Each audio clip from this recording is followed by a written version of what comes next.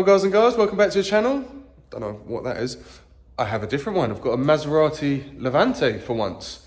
This one has been brought to us with a water leak. The AA or RAC have done a temporary repair which got the vehicle here.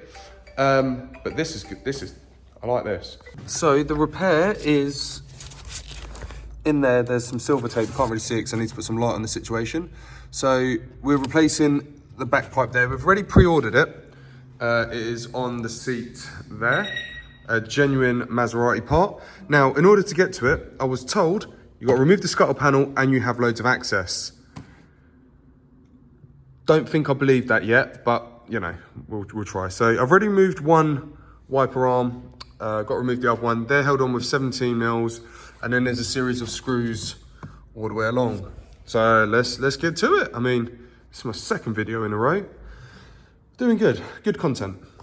Well, this is not, well, it's not bad, but it just takes the mick. Firstly, that's how many screws, plastic screws and Torx screws and everything else. That's the amount of plastic you have to remove. You gotta remove the covers that go here and there, then remove that. Cool, very annoying. We also, there's the repair that has been done. To get proper access to it, we're going to remove the wiper motor. Now, what I will say is, fair play to the RAC person who did this, because it's a lot to remove, man. Especially side of the road. I wouldn't have done it. I'd have just got it recovered to the garage. So we're going to get the wiper motor out of the way. Also, fantastic positioning of an ECU. Wiper motor come out of the way, which is just 3 10 millis. 1, 2, 3. So let's get that out of the way and let's actually get to replacing this bloody pipe. Okay, that is out. One clip for a wiring harness and then one plug there. Now, what is really funny when removing that is it's 3 10 mils.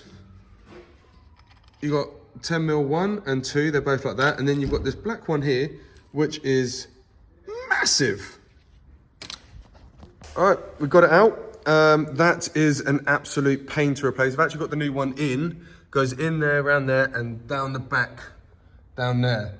That one is a bit of a pain to get to. I did actually need to use a stool and lean onto the engine to undo the clip at the back there. But it's done, and now we've got to fill it up with coolant.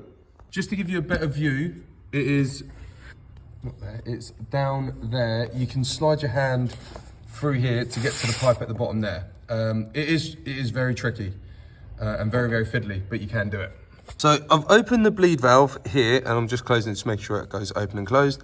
Now I'm going to start it up and I can hear water returning when I squeeze that pipe, which is good. But it was this one here that we replaced. We've also used some jubblies there. So there's nothing in these pipes. So I'm going to start it up, open the bleed valve and turn the heaters on hot. I'm going to have to bleed it with all of this off because they put the bleed valve in such a stupid place. Right, let's see. Oh, okay, we've got coolant coming out of there already, that's good. We've already got air up there. Let's see how the coolant level's looking. Well, coolant level hasn't gone down much. I've topped that one up as well, but okay.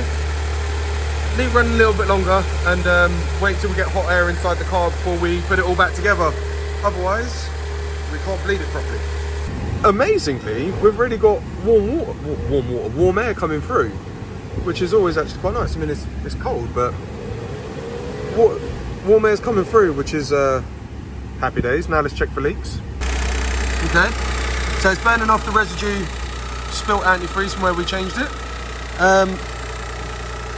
Yeah, these pipes are getting warm. Make sure that's definitely closed. Brilliant. Right, well, I'm happy. So now, let's put back the million bits of plastic and everything else. Enjoy. All right, so wiper arms in, well, wiper motor in, connected the plug up, that in, 2 plastic screws in there.